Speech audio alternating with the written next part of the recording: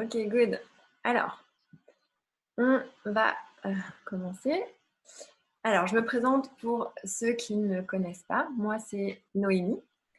J'accompagne toutes les personnes qui ne se sentent pas forcément à leur meilleur ou qui ont besoin de changer ou d'améliorer leurs habitudes alimentaires, qui ont aussi besoin de faire le plein d'énergie, qui veulent au final atteindre un équilibre de santé optimal. Parce que clairement, le but, c'est vivre de sa vie à son plein potentiel. Ce que je fais concrètement, c'est que j'aide ces personnes à définir leur propre schéma de fonctionnement parce que, évidemment, on est tous différents, nos besoins sont différents et il n'y a pas un mode de vie applicable à tous. L'idée, c'est de développer sa propre créativité et son intuition pour être capable de s'épanouir vraiment dans un mode d'alimentation 100% plaisir et parfaitement adapté aussi, donc du sur-mesure. Au final, l'objectif de cette démarche, c'est d'atteindre l'autonomie et devenir plus ou moins son propre gourou santé. Donc aujourd'hui, à travers ce webinaire, on va aborder la question de l'organisation au quotidien. Parce que pour un premier webinaire, oui, c'est mon premier webinaire, je trouvais que c'était pas mal adapté étant donné que c'est la base. Donc, on va parler de la planification, de la logistique, les préparations et je vais passer au peigne fin toutes les étapes. Je vais tenter de vous donner un maximum d'astuces pour vous faciliter la vie. Alors, si vous avez des questions qui vous viennent, je vous propose de les écrire pendant que je parle. Sachez que je prévois un petit temps à la fin du webinaire pour qu'on puisse échanger. Alors, on coupe les micros pour le moment, on les rouvrira à la fin. Ok, c'est parti. L'objectif, quand on souhaite modifier ses habitudes, c'est pas de révolutionner tout au complet, de remettre en question tout son mode de fonctionnement brutalement du jour au lendemain. En général, c'est le chaos, c'est une grosse erreur qui mène à l'échec souvent. Tout simplement parce que c'est extrêmement vertigineux et l'humain, il a besoin de repères, il a besoin d'être rassuré et d'y aller plutôt pas à pas. Alors, l'idéal, selon moi, c'est d'ajouter, on va s'ajuster après, hein, on ajoute une nouvelle configuration à la fois, on va la tester et justement, c'est là qu'on s'ajuste si besoin. Et vous verrez au final que cette nouvelle habitude, si elle vous convient, vous allez naturellement finalement vous débarrasser de celle qui vous convient moins bien. C'est un procédé assez évident et puis qui se fait surtout en douceur. Donc ça ne fait pas peur en fait. Les astuces que je vais vous présenter aujourd'hui, ce sont celles que moi j'ai adoptées ces dernières années. Elles sont peut-être pas 100% adaptées à votre cas, mais je pense sûrement qu'elles auront l'intérêt de susciter votre inspiration. En tout cas, c'est le but. J'aimerais vous amener à déterminer ce dont vous avez besoin pour un maximum de fluidité au quotidien. Donc, le modèle que je propose, c'est le suivant. Tu t'inspires, tu expérimentes et tu kiffes. Voilà. L'idée. Tout part de l'idée, évidemment. C'est la fameuse petite graine qui va germer.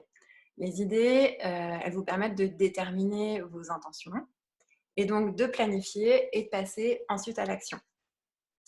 Alors, la petite astuce ici, moi, j'ai une liste des recettes et des idées que je souhaite réaliser. C'est une liste que j'alimente au fur et à mesure de mes inspirations, tout simplement. Donc, parfois, c'est une recette, parfois, c'est une association de saveurs que je trouve intéressante, que j'ai envie d'essayer. Parfois, c'est un plat que j'ai déjà fait et que je veux en quelque sorte upgrader en y ajoutant peut-être, ou en supprimant, pourquoi pas aussi, un élément pour l'amener au final à, je dirais, un niveau de satisfaction au top.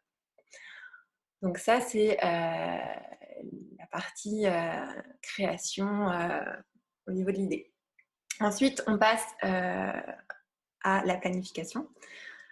C'est le temps avant d'aller à l'épicerie. Donc moi, je prends cette liste d'idées d'inspiration que je me fais au fur et à mesure du temps au moment de la planification. Et je réfléchis à ce moment-là à une logique de saison d'abord, Parce que bien sûr, l'idéal, c'est de manger bio, de saison et local. Donc, on réfléchit d'abord à cette logique de saison. Parce que si on mange de saison, logiquement, on mange local. Voilà. Et ensuite, je me base sur une logique d'association d'ingrédients. Le but, par exemple, si j'achète, disons, un chou-fleur, ben, je vais faire en sorte qu'il soit utilisé au complet, mon chou-fleur, dans ma semaine. Parce que si pour une recette que je vise de faire, j'en ai besoin que de la moitié, ben, je vais essayer de trouver une autre utilité pour un autre repas. On essaie aussi de limiter les pertes. Une fois que j'ai planifié mes menus, donc j'ai fait mon petit calcul de cerveau, je vais réaliser la liste d'épicerie, bien sûr, qui correspond à ces besoins. Petite astuce ici encore, moi, j'aime ordonner ma liste en fonction de mon avancée dans les rayons du supermarché. Ça fonctionne évidemment quand on fait son épicerie quasiment toujours au même endroit, comme moi, et qu'on connaît bien les rayons, ça c'est sûr. Donc, mais par contre, je vous jure que c'est super efficace quand on peut le faire. On gagne vraiment du temps. Et surtout, on est quasiment sûr de rien oublier, ou en tout cas, on n'a pas besoin de revenir quand on est rendu à la fin, au début du magasin. Donc ça, c'est ma petite astuce pour faire sa liste d'épicerie. Alors, on peut aussi la faire par catégorie d'ingrédients, si on a peur d'en oublier dans l'avancée des rayons, hein, si on n'est pas sûr de soi. Voilà, donc une fois qu'on a fait sa petite liste, eh ben, on va à l'épicerie. Une fois à l'épicerie, moi, ce que j'essaie de me forcer à faire, c'est d'aller straight to the point. J'essaie de ne pas me laisser tenter par les choses qui ne sont pas sur ma liste, parce que c'est vite arrivé. Puis j'essaie d'éviter les pertes. Donc j'essaie de rester focus, mais exception possible pour, par exemple, les ingrédients secs de base, comme par exemple le sirop d'érable ou le lait de coco. Là, s'ils sont spéciales, je vais peut-être en acheter 3 ou 4 cannes parce que c'est toujours pratique d'en avoir d'avance. Donc c'est valable pour les ingrédients secs. Les ingrédients frais, si on peut vraiment les conserver, ça n'a pas un gros intérêt, puis on va plus aller vers la perte, donc inutile. Sinon, pour la fréquence de mon épicerie, ça dépend évidemment de la fréquence de votre planification. Donc si on se base sur une semaine, moi c'est ce que je fais en temps normal, je m'arrange pour faire un plein de courses toutes les semaines. Je trouve que c'est un bon rythme, mais ça marche aussi aux 2 semaines, comme en ce moment, c'est ce que je fais parce que j'essaie d'éviter d'y aller trop souvent à l'épicerie. La seule différence, évidemment, c'est que c'est plus lourd, j'ai 2 fois plus de sacs à porter, donc c'est un peu plus fort. Bon, donc après, c'est à chacun d'adapter en fonction de l'expérimentation aussi, hein, à voir quand vous allez mettre en place votre système d'organisation, si ça fonctionne à 1 semaine, 2 semaines. Peut-être que c'est moins, ça dépend aussi si vous allez à la ferme chercher vos produits, si vous avez un panier bio et à quelle fréquence vous le recevez. Bref, chacun s'adapte bien sûr, mais moi je trouve ça pratique le plein à la semaine. Bon, et puis sinon, les semaines où j'ai pas planifié tous mes repas, parce que oui, ça arrive, je m'offre un peu de liberté dans le choix de mes ingrédients en épicerie. Et je pense que parfois, on a besoin d'être un peu freestyle aussi. L'organisation, oui, mais sans pression. Donc, si on n'a pas eu le temps, il ne faut surtout pas que ça devienne un poids, en fait. Donc, et puis, ce qui n'est pas plus mal quand on n'a pas tout planifié, peut-être que ça va laisser un peu plus de créativité et de souplesse. Et puis, de temps en temps, c'est bien aussi. Donc, ensuite, je vous donne juste pour information les ingrédients secs de base qu'on devrait toujours avoir sous le coude. Alors, ça vaut pour quand on mange principalement végétal et non transformé comme moi. Ces ingrédients, ils se retrouvent dans les catégories que je vous présente ici. Alors, si ça vous intéresse, ne vous inquiétez pas, vous n'êtes pas obligé de tout retenir ou tout noter. Je vais vous envoyer le PDF à la fin du webinaire. Voilà. Donc, l'idéal, quand on a des intentions éco-friendly, c'est de commander son épicerie, d'acheter en tout cas en vrac au maximum. Ça, c'est facile de le faire pour l'épicerie sèche. Moi, personnellement, j'adore l'entreprise québécoise Nourrir. Je ne sais pas si vous connaissez, ça fait des années que je commande chez eux. Ils sont vraiment au top. Tous leurs produits sont choisis méticuleusement et ils sont de super qualité. Et pour info, la cellule du Mylen, sachez qu'ils viennent maintenant d'ouvrir les commandes en continu. Donc, on va pouvoir récupérer les aliments la semaine suivant la commande. Donc, pour ceux qui suivent nourrir, c'est assez cool. Voilà pour ce qui est des ingrédients secs. Alors, une fois qu'on a planifié, qu'on a nos ingrédients, il faut les ranger. Donc, on va passer à la question du rangement. Les placards, pour ce qui est du rangement dans les placards, ça se fait tout simplement en fonction des catégories d'ingrédients secs.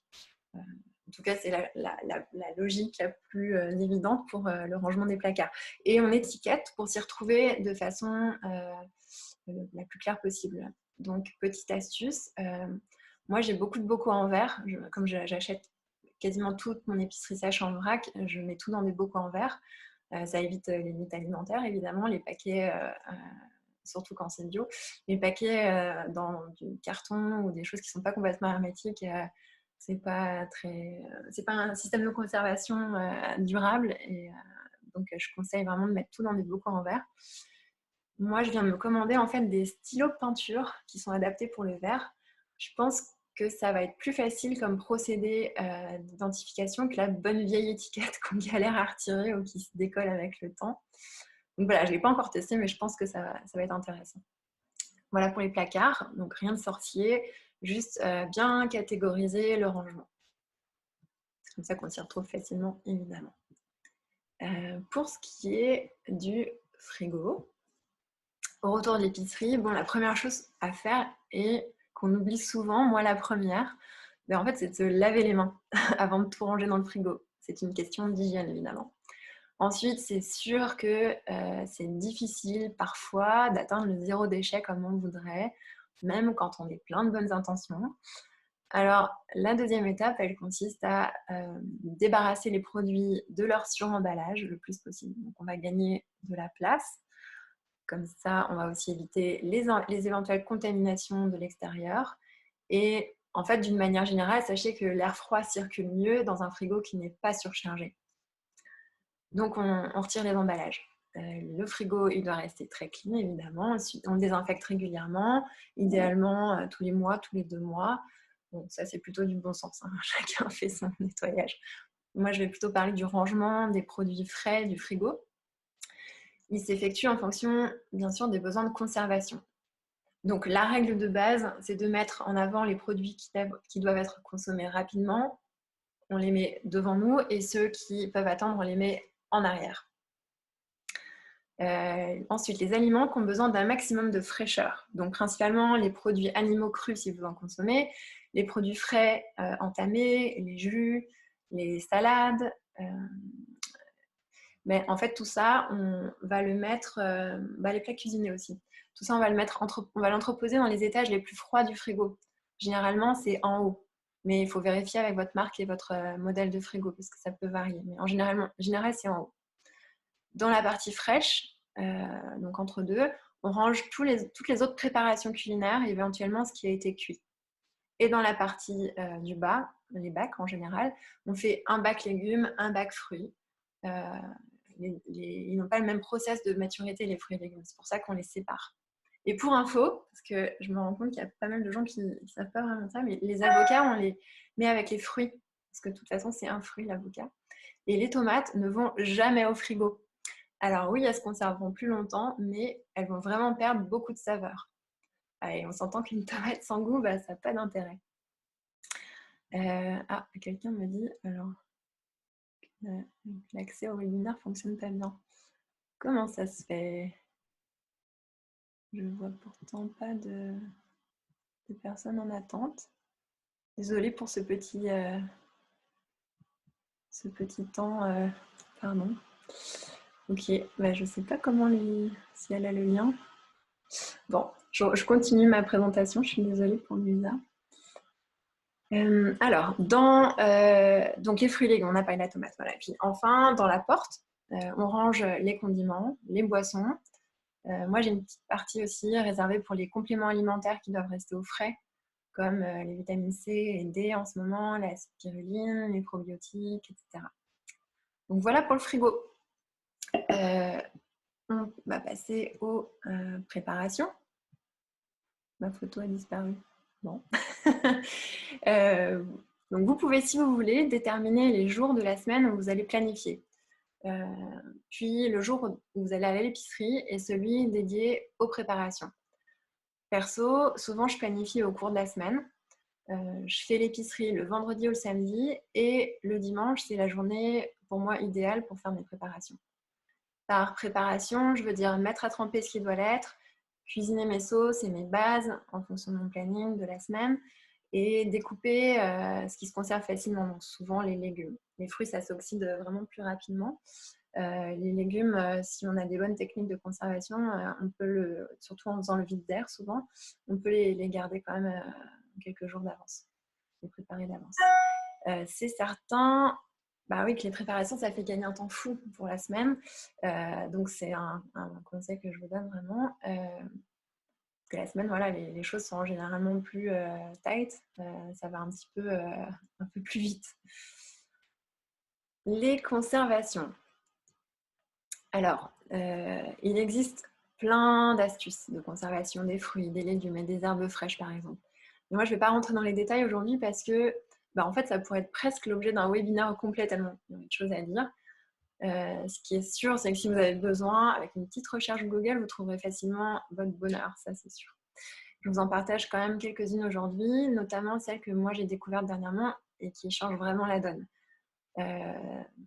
Pour les asperges, les artichauts et les brocolis, par exemple, je les dépose dans un bac rempli avec un petit fond d'eau. Et ça marche super bien, on les garde vraiment beaucoup plus longtemps. Donc, c'est comme si on mettait leurs pieds dans l'eau, donc ils sont dans un élément de vitalité. Sinon, pour les herbes, toujours délicates évidemment, je les lave. Ensuite, je les essore bien. Je les enroule dans du papier absorbant. Je les place dans une pochette plastique et je fais le vide d'air. Et hop, je les mets au frais. Ça marche aussi super bien. Et ma dernière petite astuce aujourd'hui, c'est pour les jus de légumes. Si vous voulez les préparer d'avance, vous pouvez les conserver dans un bocal hermétique, genre un pot maçon ou une bouteille en verre. Mais attention, c'est maximum 24 heures. Et l'idéal, c'est que le bocal il soit rempli vraiment à sa capacité maximale pour qu'il y ait le moins d'air possible. Et en fait, le but, c'est d'éviter le contact avec l'oxygène parce que ça altère les nutriments. Donc l'idéal, c'est de juicer et de boire dans la foulée quand on peut, c'est le must. Voilà. Alors, dans l'organisation au jour le jour, bon, c'est certain que quand on s'est organisé en amont, il suffit de réunir toutes ces bases et ces ingrédients. Et là, c'est enfin l'entrée en scène de l'artiste. Place à la créativité, au plaisir. Puis on peut se laisser porter, on peut peut-être flotter dans nos pensées. En fait, moi, je trouve que c'est tellement méditatif de cuisiner, et surtout quand on décide de le concevoir comme tel. Parce qu'il est certain que si on part sur l'idée que c'est long, que c'est compliqué de cuisiner, on ne part pas avec un mindset super gagnant. Vous allez voir à quel point on peut prendre du plaisir vraiment quand l'organisation au préalable elle a été faite. Ça apporte beaucoup plus de légèreté et puis surtout, ça laisse toute la place à la créativité. Alors, sans devenir freak de l'organisation, parce que c'est pas ça le but, vous verrez que ça permet de répartir les choses au lieu de tout concentrer au même moment. Et évidemment, on sait qu'anticiper à tous les niveaux dans la vie, ça soulage l'esprit. Donc c'est un peu ça vraiment le but de s'organiser. Je vais aborder un dernier petit point pour les parents. Je sais que la préoccupation la plus courante, c'est de savoir comment s'organiser pour faire manger les enfants le plus sainement possible. J'avoue qu'il y a tellement à dire sur le sujet, je pense que ce sera l'objet d'un webinaire à part entière. Mais aujourd'hui, pour faire un lien avec l'organisation, ce que je suggère, moi, avant tout, c'est de les inclure, les enfants, le plus possible dans toutes les étapes. Donc, dans l'idéation d'abord, laissez-les participer à l'élaboration des menus. Oui, ils sont super créatifs, les enfants, ils ont souvent des très bonnes idées. Et surtout, ils ont aussi leur mot à dire. Laissez-les venir avec vous à l'épicerie et puis faites-les participer aux préparations en cuisine. Parce que plus ils vont se sentir impliqués, plus ils seront willing pour manger sans trop de problèmes. Et en plus, ça va leur permettre de prendre conscience du processus de l'alimentation au complet. Et puis certains, ça les responsabilise. Alors, ce qui peut être chouette aussi, c'est de les emmener à la ferme pour l'autocueillette en saison. Ou bien, on peut aller visiter des serres de maraîchers, par exemple. Et pourquoi pas faire pousser sa nourriture, ça aussi c'est super gagnant. Les enfants, ils adorent s'occuper des plantes et une fois de plus, ça leur permet de comprendre mieux d'où vient ce qui compose leur assiette. Et sinon, dernière astuce du quotidien qui fonctionne bien à la maison, pour les petits pressés qui ne peuvent pas attendre que le repas soit prêt, on peut découper les fruits et légumes qu'on place sur une assiette et qu'on met à leur disposition. Je vous jure, le succès, il est garanti. Ils sont prêts à manger n'importe quoi à ce moment-là, en fait. Puis, même si au début, ils peuvent se montrer réticents, le fait que ce soit à disposition, bah, je peux vous dire qu'ils ne résistent pas longtemps. On peut même prévoir que cette assiette, elle reste une bonne partie de la journée accessible pour les petits creux inopinés, par exemple. Bon, et encore une fois, il y aura tellement d'astuces à donner sur ce sujet pour faire en sorte que les enfants ils mangent le plus équilibré possible. Mais on en parlera, je vous promets, lors d'un prochain webinaire. Bon, voilà. Donc, j'ai abordé assez rapidement, mais je pense avoir fait quand même le tour de la question. Il y aurait certainement des choses à ajouter, des petits détails. Mais en fait, je voudrais qu'on puisse avoir un peu de temps pour parler, pour échanger ensemble. En fait, peut-être même que vos questions, justement, ce sera l'occasion d'aller chercher ces petits détails-là. Alors, je serais maintenant curieuse de savoir ce que vous aimeriez, vous, améliorer dans votre organisation.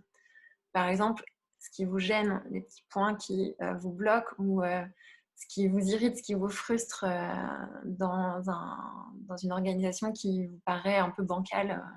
Qu'est-ce qui vous permet, qui ne vous permet pas d'atteindre cette organisation optimale. Donc, ouais, on peut, si on veut, rallumer les micros. Et si vous avez des petites choses comme ça que vous voudriez évoquer, ben, c'est le moment.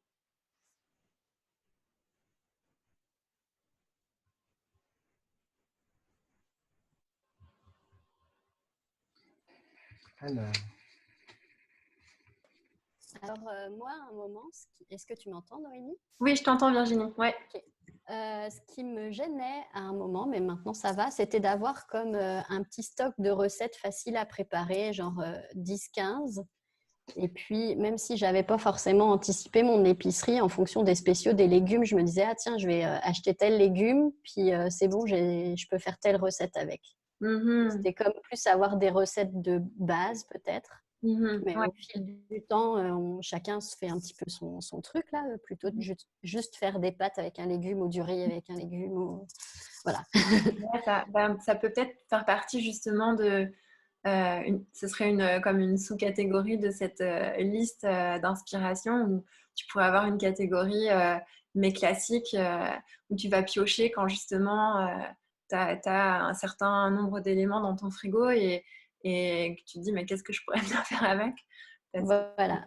Pour varier comme un petit peu c'est ça, comme je disais, les pâtes avec un légume ou du riz avec un légume. C'est peut-être faire un curry parce que j'ai une canne de lait de coco et puis de la sauce tomate aussi et les épices qui vont avec, quoi. Exactement. Alors ça, c'est vrai que c'est un sujet à part entière d'organisation, mais qui pourrait effectivement être le sujet complet d'un webinaire parce que pour moi, c'est vraiment, ça fait partie vraiment d'une créativité du quotidien. Parce que oui, comme je disais, c'est bien de s'organiser puis de prévoir un peu ces semaines avec des menus. Ça aide pour pas mal de points voilà, sur le quotidien. Mais c'est vrai qu'il y a forcément toujours une partie où, OK, il reste des choses dans le frigo, il faut faire des choses avec parce qu'évidemment, on ne veut pas avoir trop de pertes. Et c'est là qu'on a besoin vraiment de notre créativité et puis d'être capable de jongler avec ce qu'on a effectivement. Et ça, c'est tout un challenge. Mais je te dirais que ça vient vraiment avec l'expérience. Et donc, ça peut être ça, au final, dans cette petite liste, de se créer un peu ces classiques, cette liste des classiques de base, avec vraiment des ingrédients que tu retrouves presque toute l'année, que tu retrouves toujours presque dans ton frigo et ça va te permettre vraiment de te retirer une épine du pied quand tu sèches. C'est ça. Ça prend un peu d'expérience, je trouve, mais une fois qu'on a son petit carnet de recettes habituel, ça va bien. Puis qu'on sait remplacer tel ingrédient par tel ingrédient parce qu'on n'a pas Ouais, ça aussi, ça fait partie de toute la capacité à jongler et à être créatif, effectivement, ouais, c'est vrai. Mais ça prend des connaissances, en fait, hein. C'est-à-dire que c'est en développant ses connaissances, sa créativité et son intuition aussi, d'être capable d'y aller un peu avec ce qu'on sait bien, bon et qui nous convient. Mais ouais, c'est vrai. Mais c'est marrant, c'est bien parce que tu vois, j'allais vous demander aussi, euh, en dehors de ce qui vous freine, ce qui vous gêne, ben, les bonnes astuces, les bons conseils que vous pourriez aussi partager aux autres, les choses que vous avez mis en place et que vous trouvez vraiment utiles, qui sont peut-être même des life changers, qui ont vraiment révolutionné votre quotidien. Donc ça peut être aussi ça, ça vous pouvez évoquer des choses qui sont un peu bloquantes, des irritants, ou évoquer ben, voilà, des révolutions ou des petites astuces qui, vous, ont beaucoup aidé votre quotidien. Bah, Moi, je moi, c'est sais sûr. que… Oui, vas-y, Denis. Non, je t'en prie. Non, non, vas-y, vas-y. Je sais que moi, j'ai un tiroir où j'ai mes épices et je les vois d'en haut. Et au début, j'ai commencé à mettre des étiquettes pour voir un peu plus grosses pour voir quand j'ouvre le tiroir ce qu'il y a. Et j'ai pas continué. Et j'avoue que là, je me dis, mais waouh, il faut absolument que je continue parce que je suis bloqué. Je vais sortir tous les trucs les uns après les autres pour regarder ce que c'est. Alors qu'effectivement, quand tu étiquettes par le haut, c'est quand même vachement plus pratique, quoi. Ça, c'est la première chose. Et la deuxième chose, au niveau des jus, par contre, si tu le mets sous vide, si tu as une récipient spéciale pour mettre Oui. sous vide, ça peut aller jusqu'à 48 heures, par contre, pour le boire. Ah ouais. Ah, moi, Ouais, ah oui, sous vide, ah oui, peut-être, parce que, ouais, sous vide, effectivement, je parce qu'il n'y a comprends. pas d'oxydation du tout, quoi. Ouais, ouais, je comprends. Ouais. Donc, c'est pas Ah, mal aussi à savoir.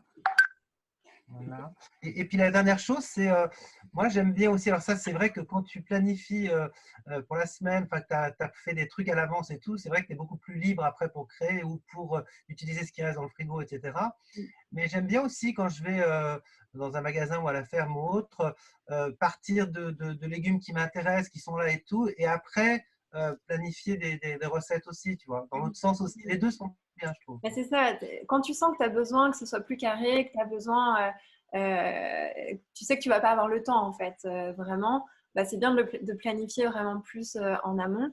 Mais c'est vrai que quand tu as le temps et que tu es confiant aussi, que tu as cette confiance en toi pour être à l'aise et libre en cuisine, bah oui, c'est génial après de pouvoir partir juste, bah, comme on disait avec Virginie tout à l'heure, partir d'un ingrédient et puis de se dire qu'est-ce que je fais avec ça Ouais. et à la créativité qui a son plein potentiel, c'est sûr. Ouais. Ça, c'est chouette. Marine? Oui, non, c'était assez complémentaire avec ce que, ce que tu as dit, ce qu'a dit Denis. C'est vrai que moi, ce qui a changé par contre ma vie, c'est tout ce qui est ingrédients de base et puis l'effet de les mettre dans des bocaux en verre et de les étiqueter. Donc, comme toi, Denis, bah, moi, j'ai un tiroir où j'ai toutes mes graines, mes petits condiments, etc. C'est étiqueté du dessus. Donc, tout de suite, je peux les attraper et, et mettre dans mes bols du matin, etc. Tout ce qui est ingrédients secs aussi, c'est dans des bocaux transparents et étiquetés. Et en fait, le fait que ce soit transparent et qu'on le voit au quotidien, même si on ne s'en sert pas, on voit le niveau qui diminue. Et en fait, Ouais, je n'attends jamais que mon bocal soit à zéro pour racheter le produit. ouais. C'est Moi, je fais vrai. beaucoup de vrac aussi. Et Mhm. ce qui fait que je suis jamais à court de quelque chose, même si je suis mon récipient est aux trois quarts. En fait, parfois, on ne va pas avoir suffisamment la quantité nécessaire quand on va en avoir besoin si on veut cuisiner pour 2, 3, 4, 5 personnes, peu importe. Donc, avant que j'arrive à la fin, je rachète toujours, même si dans l'immédiat, j'en ai pas spécialement besoin. Comme ça, je remets à niveau mes bocaux et j'ai toujours du stock, en fait, un stock minimum qui me Ouais. permet complètement d'improviser si j'ai envie de, je sais pas, de blé, de semoule, etc. Bah, je l'ai toujours en fait à portée de main et j'ai toujours mes petits condiments, etc. Et ça, c'est vrai que c'est précieux parce qu'après, on n'a plus qu'à rester concentré à la semaine sur l'achat de légumes, de fruits, de saison, etc., de tofu, de viande. Et ensuite, on peut improviser plus facilement, je trouve. C'est très vrai, ouais. C'est très vrai. Bah, c'est ça, c'est que tu as une base. La base te donne un peu cette liberté de création parce que ça te donne confiance. Tu sais que voilà, c'est toujours là, c'est sous le coude. Puis après, tu vas jouer avec la saisonnalité, donc avec vraiment ce que tu peux trouver de frais en fonction de, Exactement. de tes balades du quotidien. Clairement. Ouais, c'est vrai.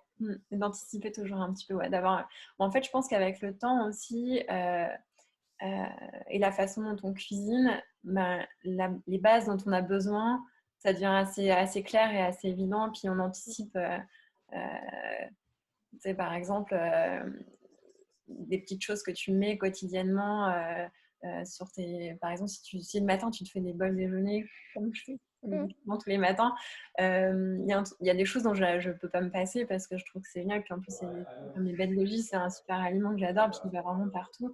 Bah, j'attends pas de plus en avoir, effectivement. Je recommande, dès que je vois que le niveau baisse, j'en recommande à nouveau. Et voilà, j'anticipe toujours, j'ai toujours une liste d'anticipation pour les épiceries sèches, là, c'est sûr. Ouais. Oui. Et puis je trouve que le fait que ce soit dans des bocaux transparents, même si par exemple je vais acheter un sac, parce que parfois il y a des choses on ne peut pas acheter qu'en vrac, ou la farine va être dans un sac, je le mets quand même dans un récipient. Je vais peut-être en avoir un trop, mais je vais garder mon sac de côté, rangé, etc. Et je vais le remplir mon bocal transparent au fur et à mesure. Mais au moins, quand j'ouvre mon placard, je vois les choses et parfois je ne sais pas ce que je vais cuisiner. Puis je dis, oh, tiens, ça fait longtemps, je vais le faire. Et puis, Ouais. ça donne des idées comme ça. Le fait de le voir, parce que parfois, avant, je me souviens, dans mes placards étaient dans des boîtes en carton, dans des sachets à l'ancienne. Ça donne moins envie. Je sais pas, les produits parfois sont moins attirants quand ils sont dans des plastiques du commerce ou dans des boîtes, et puis on garde le blé rangé au fond. Alors, je ne sais pas, de voir le produit en lui-même face à nous, je trouve que c'est plus attirant. Ouais, non, t'as raison, complètement. Je suis d'accord avec toi. Bon, je pense que on a fait un bon tour déjà de tout notre sujet, en fait. On pourrait en parler encore longtemps, c'est sûr, mais j'essaie de tenir mes engagements. J'avais parlé d'une demi-heure, puis ça fait déjà une demi-heure. Ça me passe vite le temps. En tout cas, je voulais vous remercier. J'espère bien sûr que ça vous a plu. Puis vous avez appris des choses, parce que c'était quand même le but. J'espère que ça va vous aider et puis surtout pouvoir alléger votre quotidien. Voilà, en tout cas, merci pour votre participation. J'espère qu'on se revoit vite. J'ai d'autres sessions qui s'en viennent, des ateliers et d'autres webinaires. Le prochain live, c'est samedi avec un atelier 100% sucré. On va faire un Nutella maison, on va faire une crème glacée aux poires, épices, chai et des beignes sans cuisson au chocolat. Voilà, pour vous inscrire, vous pouvez m'écrire. D'ici là, prenez soin de vous. Merci encore et bon week-end. Non, bonne semaine. Je suis perdue. Bonne semaine. Pas encore le week-end. Mon Dieu, vive le confinement. Allez. Bye. Merci. Bye. Merci. Bisous. Bye bye.